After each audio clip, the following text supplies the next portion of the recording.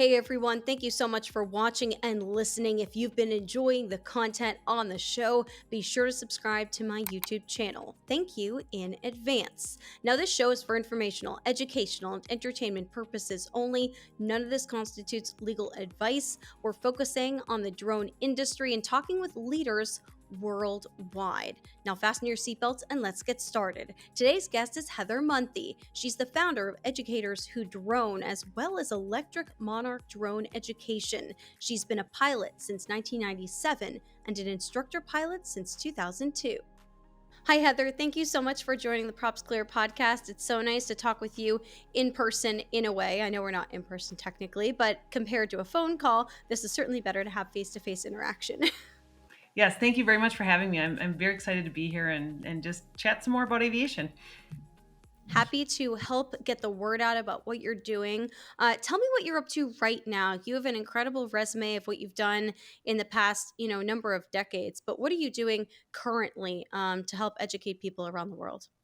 So what I'm doing right now, I've got a couple things going on here. So it started during the pandemic. I started making YouTube videos to help people understand airspace, how to read VFR sectional charts, drone pilots that are coming into this world. Just, we're really struggling with just this whole world of airspace, and that you're going from this, highway system where everything is two-dimensional. Now you're operating in airspace, which is three-dimensional. So I started making airspace tutorials during the pandemic and really found that there is a need for someone like me who's got a lot of experience in workforce development in the tech space to help people learn how to start and grow a business or start and grow a career in the drone or the UAS industry.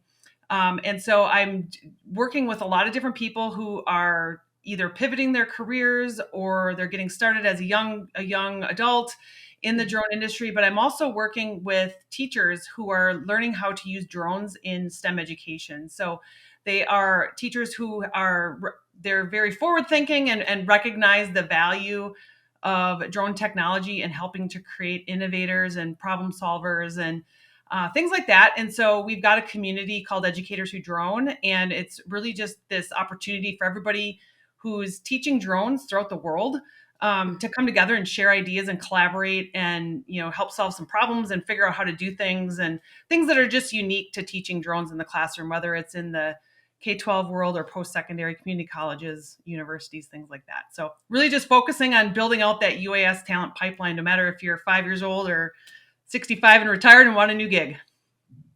And I love that. I interviewed Eno Umo earlier in my set of episodes for the shows, and he talked about his work in Africa, doing some of that same teaching in person, getting hands-on with the kids, and how important it is to do work like that and get kids to realize that it's more than just, and we've talked about this, it's more than just about learning how to just work with the controls. There's so much more involved. There's the coding involved, there's the science aspect, there are so many more jobs that you can do in this industry. And I think that's an important thing to spread out to anyone who's coming into this industry, like you said, young or older. Right. And so when I talk about using drones in education, like if somebody were to come to me and say, I want to start up a drone education program, how do I get started?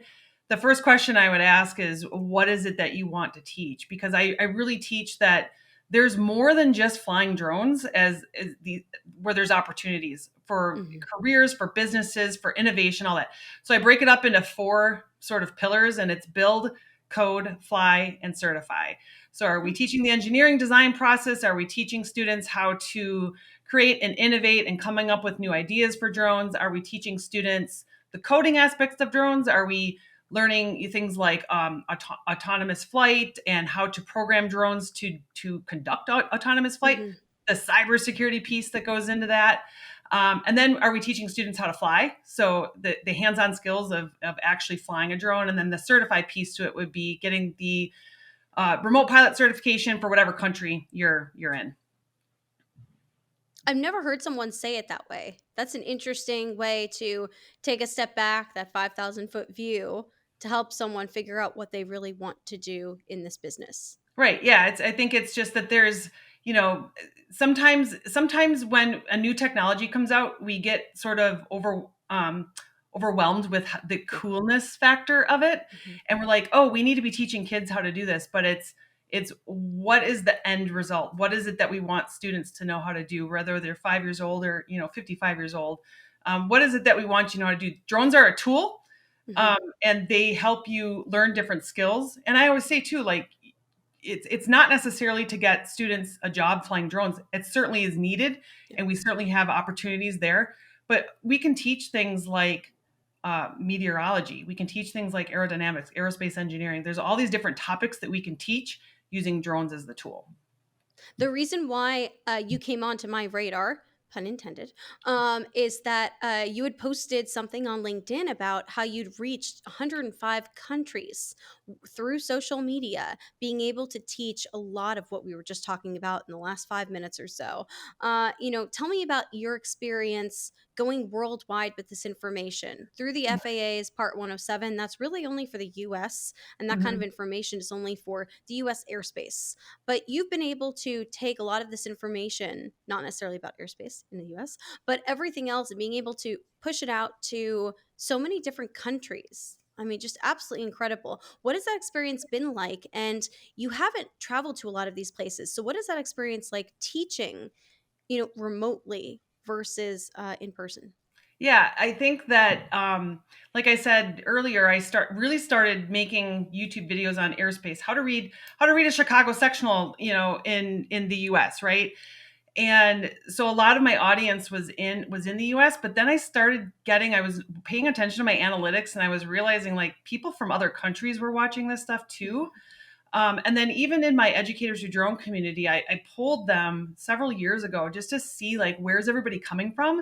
Mm-hmm. And at that time, and just in that community, we had 17 different countries. On Wow. we made it to all 6 continents. So I realized then it was this is bigger and bigger than the Part 107 stuff. Mm-hmm. That there's a lot of opportunities for people who want to get into this field. Um, there's a lot of opportunities for people who want to start businesses, start their careers. I worked in higher education for Mm-hmm. many years. I worked in education over 20 years, and specifically in adult education for 16 years. And I've done a lot of work with people of all different ages on how do you figure out where do you fit in a particular industry, and how do you brand yourself, and how do you create resumes and LinkedIn pages and all of this stuff. So I'm really taking that approach that I would if I were running a university program. I'm Mm-hmm. taking that same approach here of like, let's get you set up and ready. It's above and beyond the technical flying skills. It's all the other stuff that goes into getting prepared for these types of roles. And I really think obviously it's been resonating with people. I look at my analytics, once a month, and realize that I hit over 100 countries, last month. And so I was pretty excited about that. I started mapping it out on a map and putting little pins in to see where I've reached. And I'm really hoping to get like maybe a scientist or somebody who's using drones in Antarctica. I know there's a very limited use of drones in Antarctica, but if I could get somebody just in our community come out and talk and make a video or something, I want to hit all 7 continents. Now, you talk about working in the higher education space. What was that like, for you, and where did you work, and what was that experience like? I know you'd worked with kids and adults. You said that you preferred working with adults. Yes. So tell me about that process. Yeah, so I got into education. I became a flight instructor in 2002, and then I was really kind of I was going down the airline pilot track is what was going Mhm. on in my life, and I built out. I got a backup degree, and just life happens, health things happen, that kind of thing. That was a piece of advice that was given to me, but I got my flight instructor certificate in 2002, shortly after 9/11 happened. And the airline industry, unfortunately, just was not in a good spot. And it took many years for it to recover. And so at that time, I realized like I really enjoyed teaching. Mhm. So I went and got my teaching certificate and started working at a K-5 school, and I was teaching the kids how to code and Mhm. how to use computers. I mean, kindergartners, you're teaching them at this time, you had to press Control Alt Delete to log onto your computer. And half the time that took up the whole 45-minute lesson was just, all right, let's use our fine motor skills here to do this.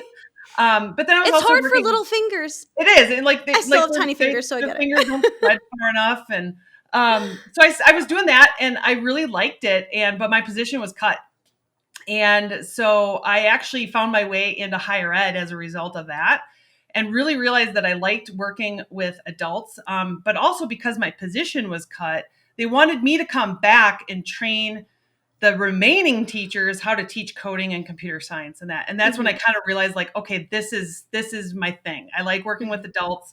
I like kind of doing the train the trainer type of thing. So I worked at a couple different schools. I worked in community colleges. I worked in vocational schools. I worked in training organizations. I worked at a university. mhm, I used to go around to schools and fix them, essentially, like the ones that were just really not performing very well. mhm, And then what I was able to do is take all of my years of experience doing that. I went to a mhm. university here in Arizona. It's Grand Canyon University. Yeah. I worked there for almost 6 years and started up all their technology and some of their engineering programs. So able to take everything that I learned from all the stuff that was wrong with some of these other schools, and then come over to this other school and build out technology. So it's things like computer science, computer engineering, electrical engineering, IT, cybersecurity, data science, all that kind of stuff. So I really enjoy doing this kind of work. I really enjoy working with people, helping them achieve their goals. They've got something that they want to do. I will help make it happen. I love to hear that. And it takes a special person and a special thinking in the brain to be able to start from A and go to Z and teach all of that information, or even just like you said, build out a program. I mean, you're pretty much starting from scratch or a version of scratch to do that. What kind of resources did you use, or do you feel like you fell back on your, you know, training from your own university days to be able to do something Sure. like that?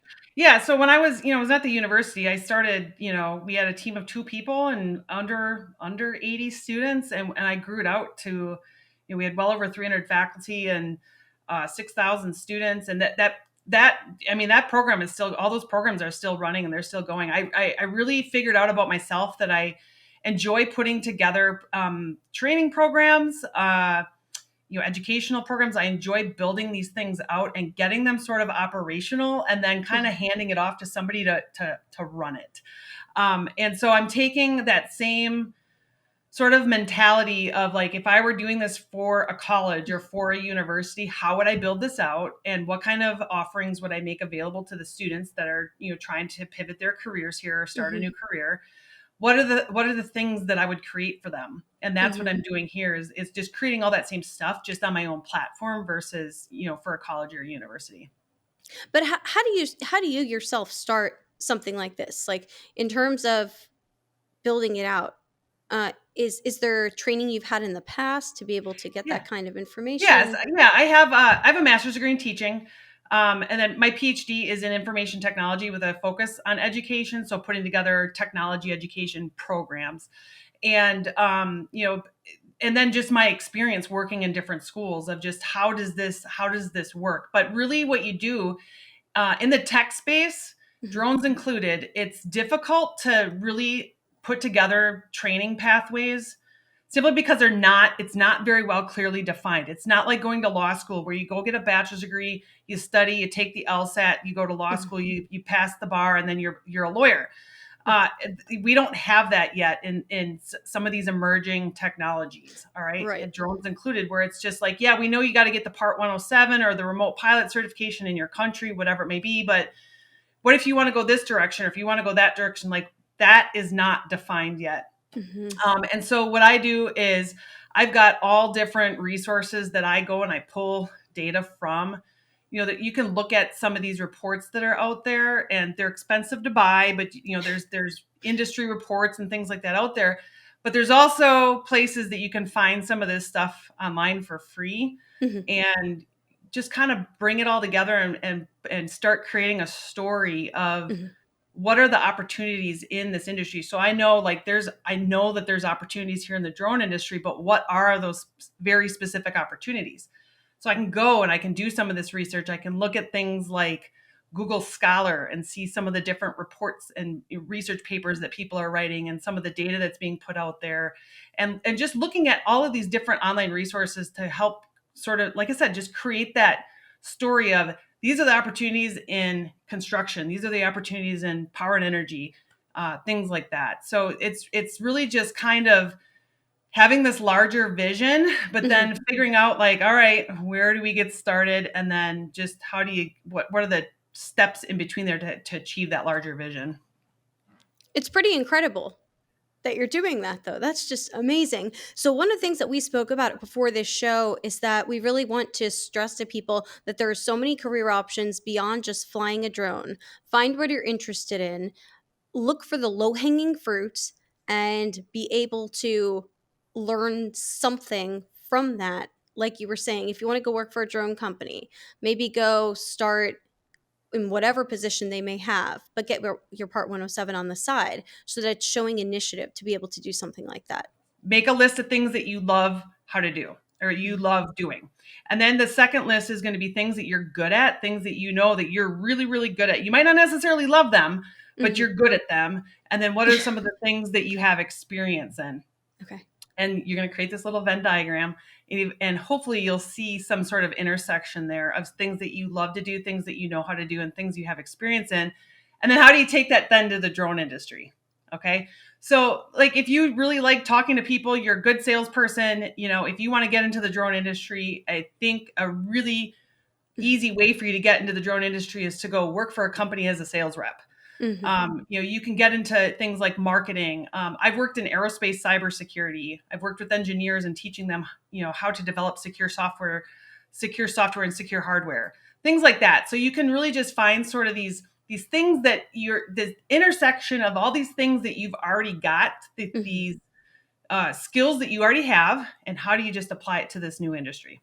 It's kind of like me creating this podcast, because it's basically what I knew how to do from my background. I know how to edit, I know how to host, I know how to be on camera, I know how to talk to people, network, do the reach outs, and then create this product. So I basically did what you said to do, but we're doing it backwards because you're talking about it now and I did it earlier.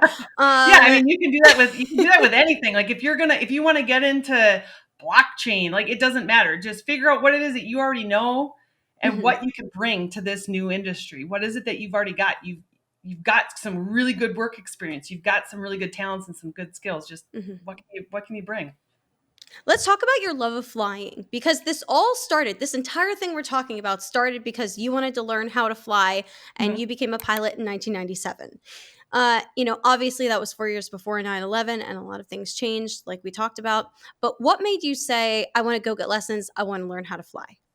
So I am one of those anomalies that are out there, I Mhm, think, in aviation. A lot of people get into aviation because they've got family members that were pilots or they were into aviation. But I was a product of a kindergarten field trip to the airport. So I what lived a fun in field trip. Oh it my was, gosh, I don't and think I've ever heard of something like that. Wow. I still remember it. I mean, I was 5. I was in kindergarten, and I lived in rural northern Wisconsin, tiny, tiny little town. And we took a field trip to the airport, and I just remember seeing an airplane. What I now know is a touch and go, where you take off, you land, and then you take off right away. You're Mhm, practicing landings and taking off, mhm. and I now know that's what they were doing. But I saw this airplane landing and taking off. I'm like, oh, I want to do that. That is so cool. So after that, I Wow. just became obsessed and read everything I could under the sun. My parents bought me like ground school textbooks. I was like 10 years old or something. And I think my stepdad found them at a rummage sale. So I would read their like the old Jeppesen books. And so yeah, so then when I turned 19, I started taking flying lessons and then got my license when I was 20. You were reading ground school textbooks at Yes. 10 years old. I was. That's And it was incredible. also like a good reason for me to get good at math because I was always told that pilots have to be good at math. So I was like, all right, I'll be good at math. Oh, see? And that's something that's so important to be able to get women involved in STEM these days. Right. So that's Right. excellent incentive. Is there anything that you remember from reading those textbooks? Because I'm sure it was a lot to take in at 10 years old. Yeah, I mean, it was all the same. A lot of it is the same stuff that you'll see in ground schools now. I mean, there's obviously a lot of changes with technology. Airspace changed in the early to early mid '90s or so. Airspace changed, so that was a little bit different. But I mean, doing fuel calculations, wind correction angles, stuff like that. I mean, that was all the stuff that I was learning how to do in middle school. Wow. What do you've done so much. What haven't you done yet that you want to do in this industry or in life? So my goal right now is to be the most helpful person on the internet about I love that. the UAS industry, of just helping people understand it. And, not that I know everything, I certainly don't. But if somebody comes to me with a question, let's figure it out. And, I'm really good at managing ambiguity and not necessarily knowing where things are going. But I just really want to help people. This is a big passion of mine. Obviously, I love aviation. I love technology. We're finally at a point in time where those two things have really come together. Mhm. And not that drones have been around a while, but they're now at a point where they're affordable, and that more people are getting involved in this industry now. So this is That's really true. just it's a sort of a culmination of everything I've done in my life, all coming together at once. And so what I really want to do is, I just want to spend, the next 20 years just being the most helpful person and just helping people navigate this industry. Wow. That's incredible. Are there any more countries you want to reach that you haven't reached yet? Well, Antarctica. Okay. um, Challenge and accepted. Okay. yeah, We're gonna yeah. So figure that out. Antarctica for sure. I have to look, like, I can visualize in my head where I've got, pins and stuff placed, but Mhm. definitely Antarctica, because I want to hit the seven continents. I've got a lot in West Africa. Mhm. It would be great to get some more people in our community from other countries within Africa. Have you been able to go out to some schools, I guess through social media or remotely, and talk with teachers and talk with schools, maybe on a Zoom call or something like that in those countries as well? Is that something you're also trying to do more of? Yeah, I did webinars several years ago. I did webinars. The issue is always the time change. Mhm. And so that's when I really just started focusing on creating really good content, videos, blog posts, social media content, things like that, that people can really just access, on their own. It's Mhm. flexible. It's, on demand. It's you can do it on your own time. So, Mhm. um, I have done some stuff with schools and teachers in the U.S. Mhm. And again, it mostly just boils down to the time zone. I did do a presentation in, I think, the Philippines, I think it was, and it ended up having to be at like 8 o'clock at night here. So it's always trying to manage that time zone. I could see that. Well, thank you so much for talking with me, Heather. I really appreciate your time. Is there anything else you want to add? Yeah, I just, thank you for having me. I love talking about this kind of stuff. So feel free, if people want to reach out to me on LinkedIn, I'm always happy to have a conversation, and just, help in any way that I can. And if you're interested in learning more about Heather's Facebook group, Educators Who Drone, you can join that. Yeah, I've got two Facebook communities. I've got one's called Business Strategies for Drone Pilots. Mhm. It started out as an FAA Part 107 study group, but again, Mhm. the community grew, so I changed the name of that. But you can certainly get study help in there. And then I've also got the Educators Who Drone group, and you can find both of those on Facebook as well. Yep, you just answer a few questions when you click join, and then the admin will let you in, and then you'll be good to go to be able to have more resources to learn. One other question I was thinking, you are a pilot yourself. Have you ever thought about the dream of maybe, riding in one of these supersized drones? Yes. So several years ago, I was at CES in Las Vegas. If you don't know what that is, it's Consumer Electronics Show, and it's really sort of this where all of the industry leaders come together, and it's prototypes and people that are forward thinking. It's these are things that we're thinking about. And Bell Helicopter was there with an autonomous air taxi, and it was really cool because you could go sit in it, and then they had the videos, the 360 videos and stuff, and it was really sort of this proof of concept that, like, if you're on the top of this building, you can get over to the top of this building. Mhm. I think it's an interesting concept, and I'm excited for it. I also do think that human beings don't necessarily trust technology enough just yet. So I think the technology is going to get there Mhm. before the human beings do.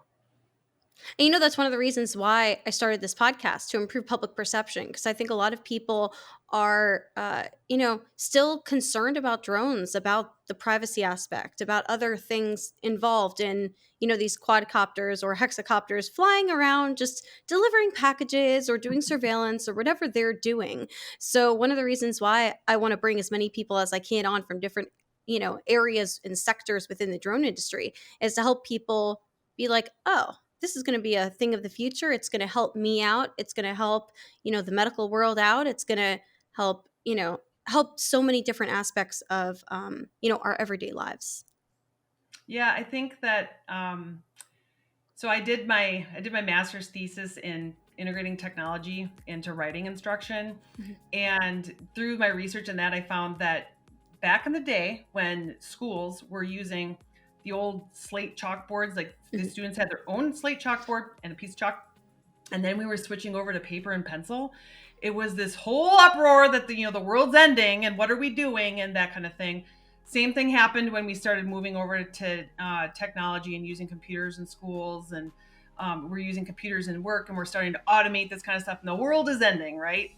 Mhm. I think the same thing is happening again here, where we've got this new aviation technology. It's a new technology, and people just don't understand it yet. They don't understand necessarily what problems it might be solving and how it can help make life easier and make life better.